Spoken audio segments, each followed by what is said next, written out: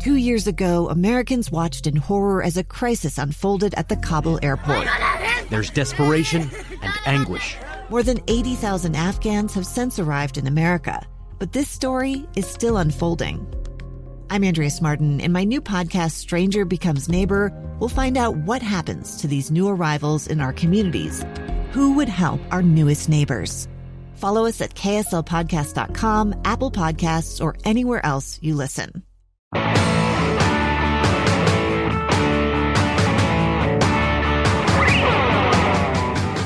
Hey, welcome to Project Recovery, a podcast about addiction, but more importantly, it's about recovery. I'm Casey Scott, and if you know somebody who needs some help, have them do what I did, and that's give Pinnacle Recovery Center a call. They got me on my road to recovery, and they can surely help you. Our guest today is Dr. Robert Simpson. We're going to talk to him in just a second, but before we do that, we like to check in with Dr. Matt and see what's going on in his world. What's going on, Dr. Matt?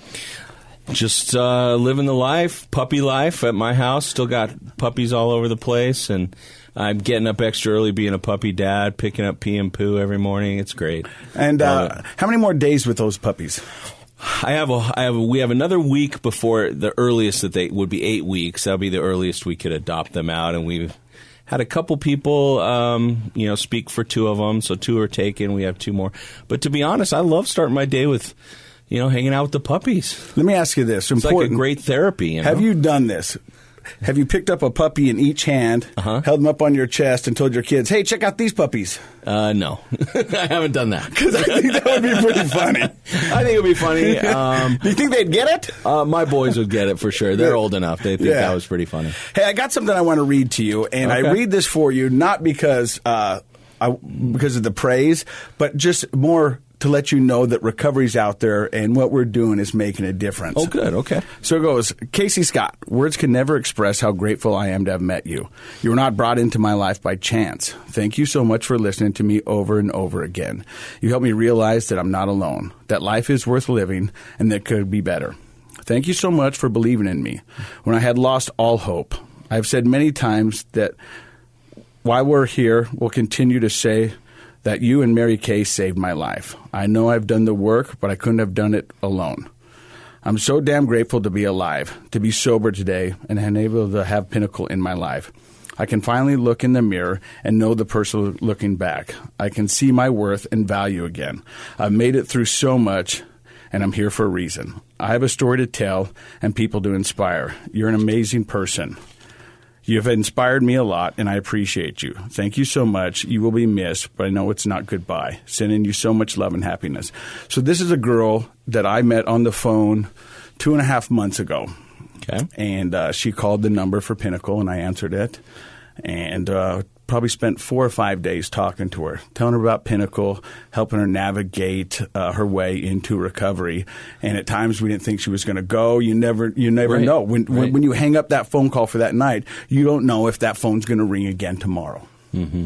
So you wake up in the morning, you send text, you call, you just check in on them because, to get people into recovery, there's a lot of things that have to happen. There are a lot of obstacles. Yeah. And little obstacles become big obstacles, and big obstacles become little obstacles. And it takes a lot of work to get somebody in there. But she was the first person that I got into Pinnacle when I took that job to see her graduate the program. Oh, you've seen her all the way through from start to finish. Start to finish. And so I wasn't able to be at the house when she left, and she left this message for me, and I got it. And this message for me came at a perfect time because I was going through some stuff and just not having a great day, and I wanted to do that. Isn't it funny how that happens? I wanted to do a pity party, just throw up my hands for the day. And I got that note, and I was like, okay.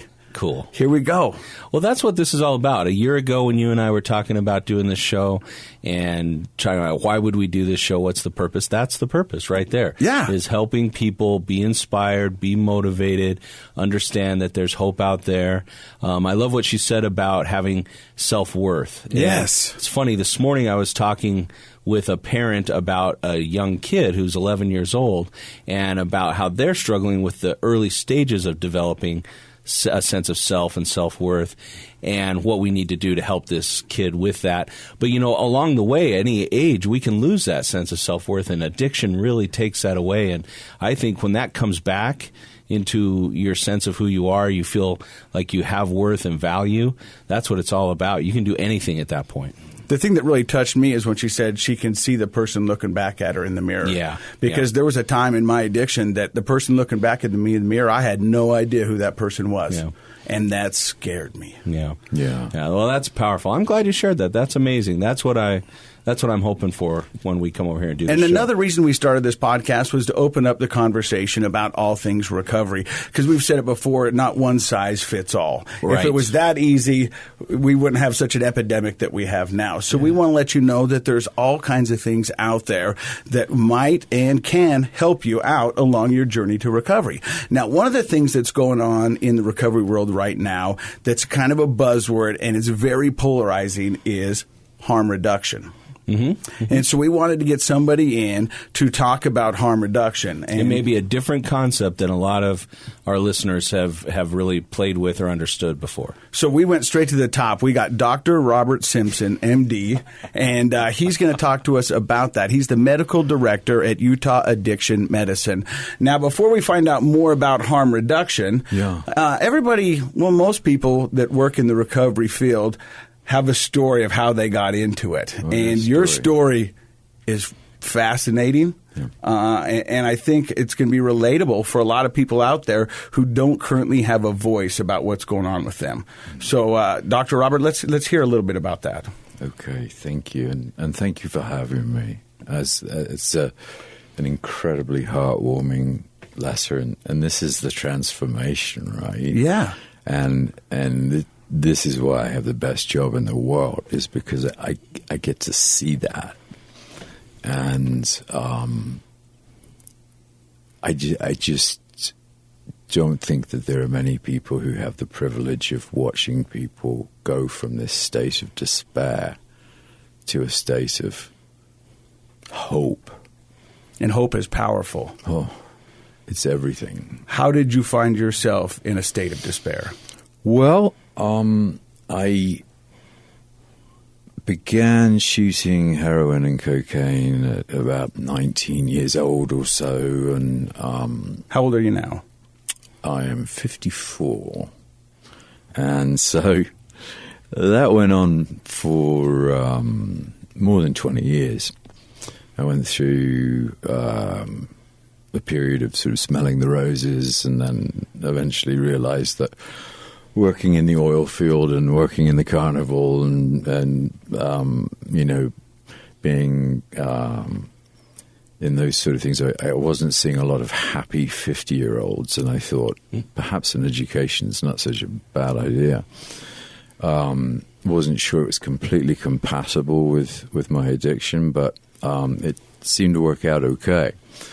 And I went through college. I was addicted through university, and then somehow or another I was admitted to a medical school, and I remained addicted through medical school. So you went through university and med school while being addicted to cocaine and heroin? Yes. Yeah. And managed to graduate? Yeah, I mean, not to be braggadocious, but I mean, I was in the top 10% of my class. Wow. So you like to do things the hard way. I've always... it seems like a hard way to go through med school. Or was it a hard way for you? I don't know. Maybe I was treating my ADHD or something. Yeah. But, and then it was odd because things definitely waxed and waned over time, but about the end of medical school, the heroin and cocaine just kind of stopped working. They quit me. And I thought it was a tremendous betrayal. And I thought he was doing pretty well. You know, he still was not drinking like a gentleman, and I didn't mind taking some pills. But I thought, I don't have needles hanging out of my arm, and I'm doing pretty bloody well, really. And I moved out to Salt Lake in 2000 to complete a fellowship at the University of Utah. during that fellowship, I herniated a disc in my back, and it was really quite painful. And I went to see a doc who prescribed me opioids. And it was in the lovely days when there really wasn't too much OxyContin that you could give a person, because it's entirely safe, as we all know.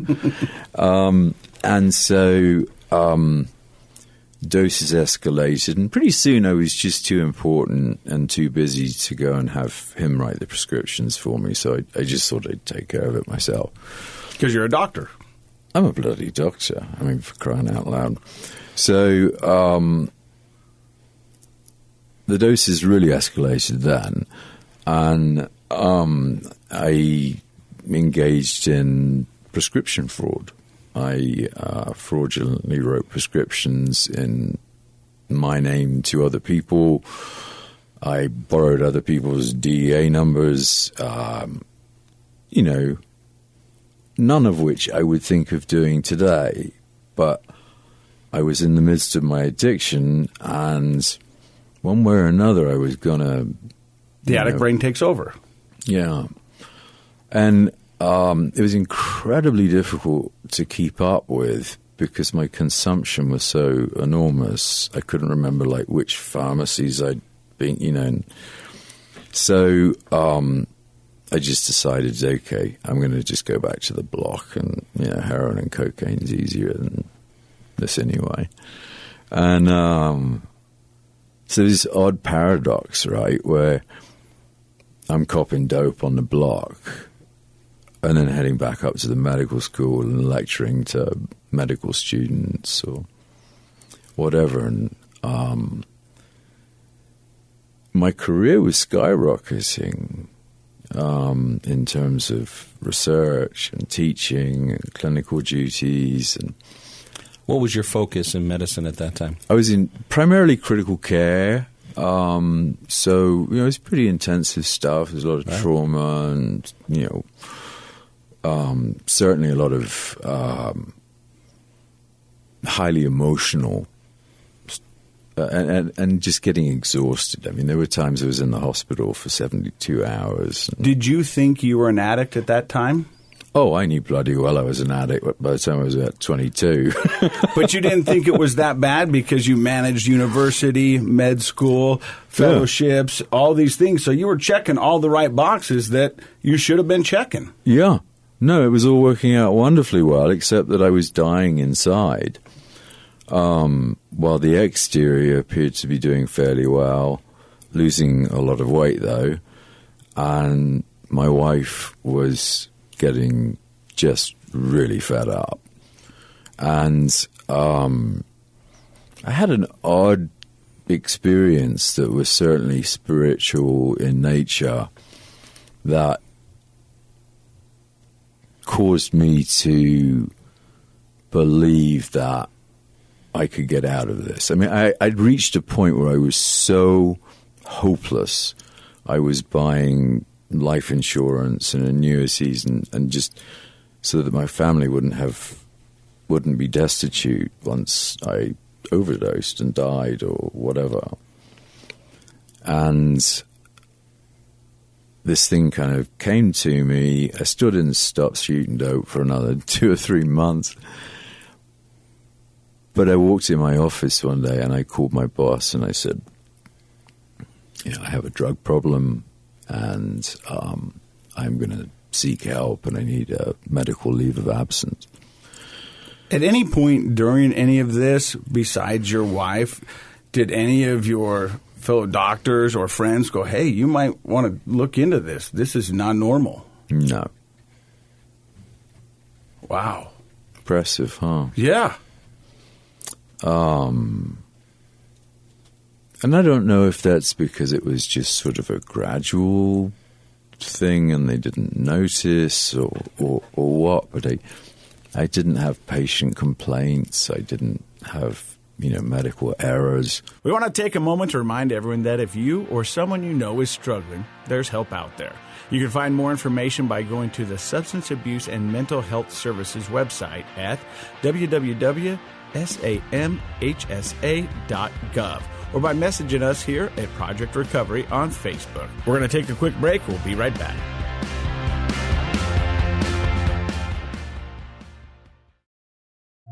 A stranger with a gun came upon two teens taking pictures under a rising full moon. But violence is only the beginning of this story. Sometimes I thought, there are no miracles. Yeah, there are, and this is a big one. I'm Amy Donaldson, and I've spent my career talking about how lives are undone by violence. The Letter is a podcast about how lives are remade. Follow The Letter at theletterpodcast.com or wherever you get your podcasts.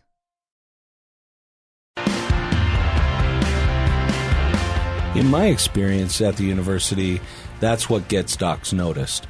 If a doc is using and struggling in their own, but they don't have the patient complaints, they show up to work, they give their lectures, they get their charts done on time.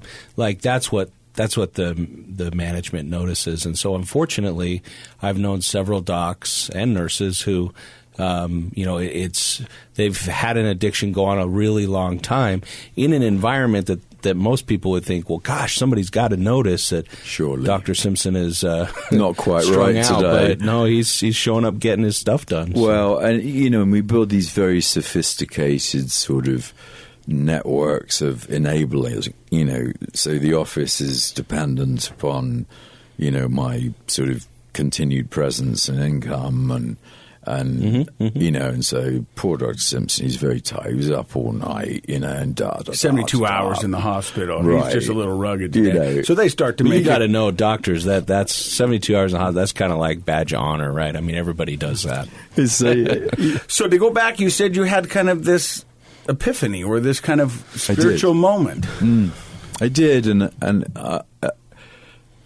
I knew in that moment that there was a way out. I mean, it did shift me, not sufficiently then to actually change, but it wouldn't leave me. And then one day it came to me very strongly. I was walking back from the pharmacy with bags full of, stuff.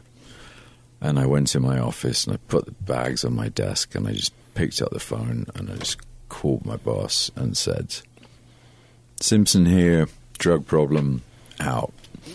And he started to sort of try to say, well, look, let's meet. And I just hung up on him. And then I called Doppel and I said, Simpson here, license number, drug problem, and leave of absence. So you self-reported? I self-reported. And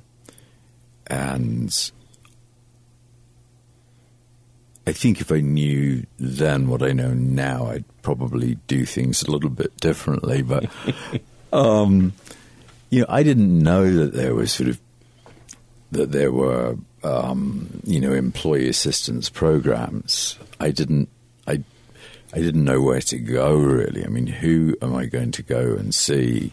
A doctor.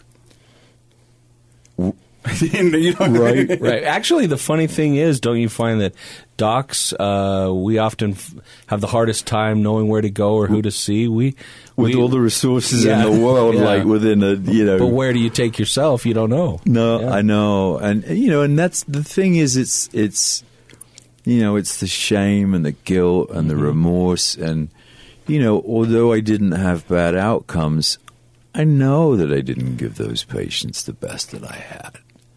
And it was funny because I went to treatment, kind of skipping ahead. I kept getting arrested, which was really annoying. And I can see that. The DEA was the worst. Do not get sideways with the feds because they've just got lots of money and lots of control, and they're just going to do exactly as they please, and there is no due process, fortunately, because they would have been found guilty. But But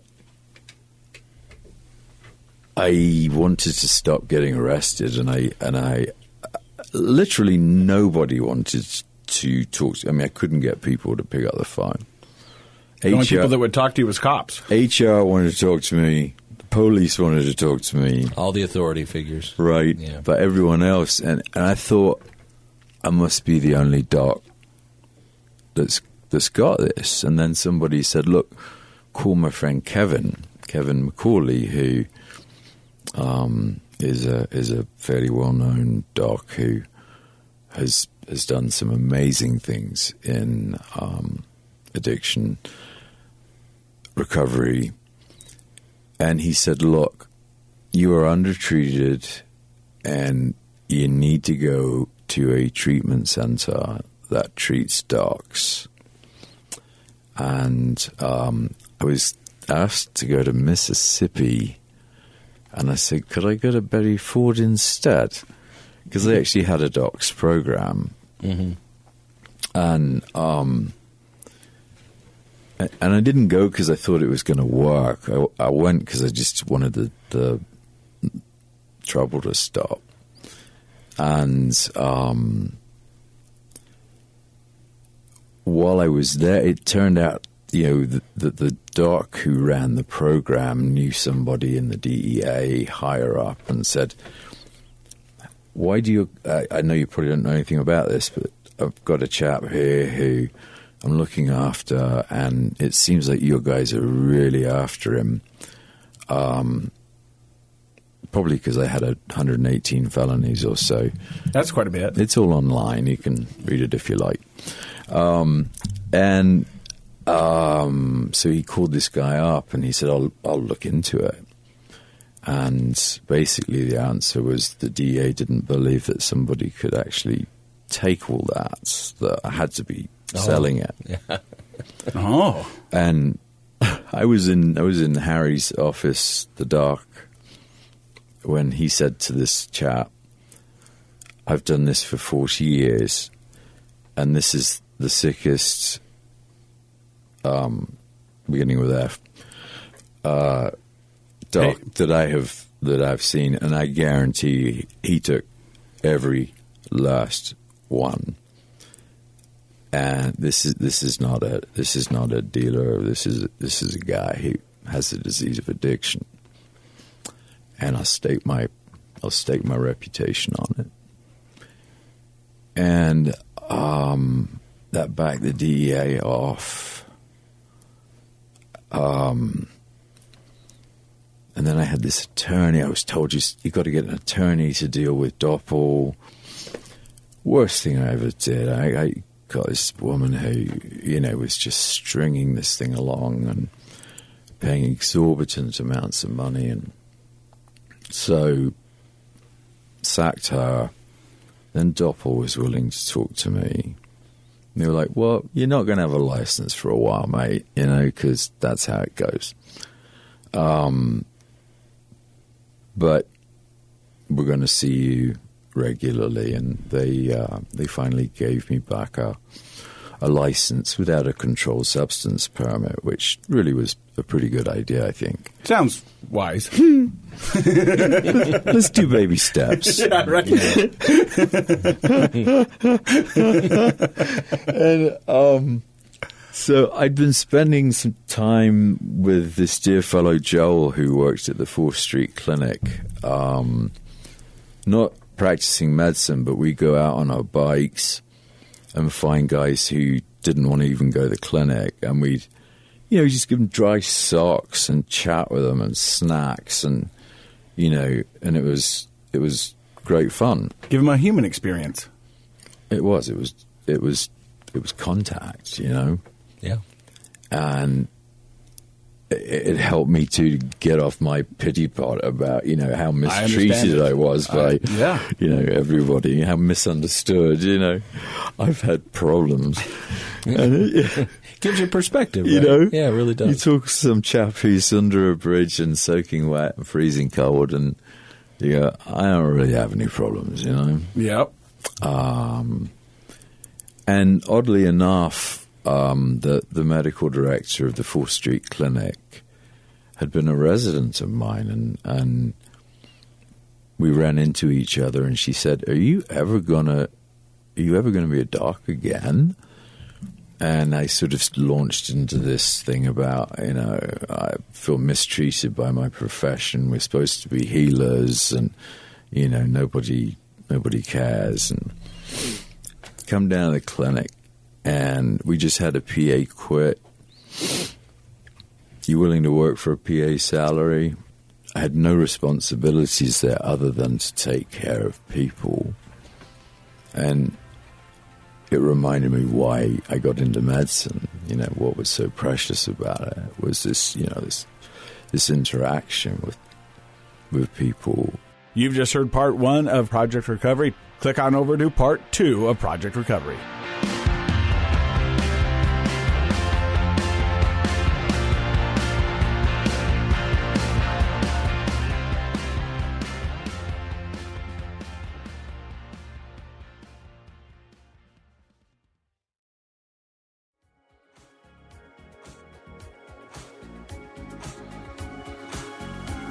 The contents of this program are for informational purposes only. The program is not intended to be a substitute for professional medical advice, diagnosis, or treatment. Always seek the advice of your physician, licensed therapist, or other qualified health provider with any questions you may have regarding a medical condition. Never disregard professional medical advice or delay in seeking it because of something you've heard on this program. KSL does not recommend or endorse any specific tests, physicians, products, procedures, opinions, or other information that may be mentioned on the program. Reliance on any information provided on the program is solely at your own risk.